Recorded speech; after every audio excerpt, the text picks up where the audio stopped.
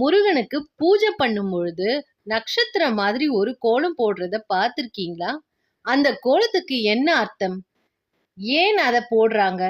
இதை பற்றி நம்ம பார்க்கலாம். இந்த நட்சத்திர கோலம் சாதாரண கோலம் இல்ல பக்தர்களே.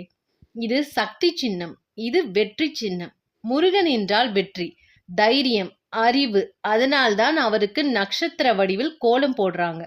இந்த கோலத்தில் இருந்து கோடுகள் நம்ம வாழ்க்கையில திசைகளை குறிக்கும்.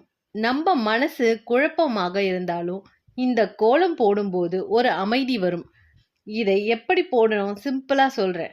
முதல்ல ஒரு ஸ்கொயர் மாதிரி அவுட்லைன் போடுங்க.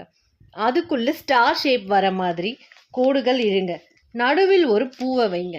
அதுக்கப்புறம் ஒரு தீபம் ஏற்றி ஓம் சரவண பவ சொல்லுங்க.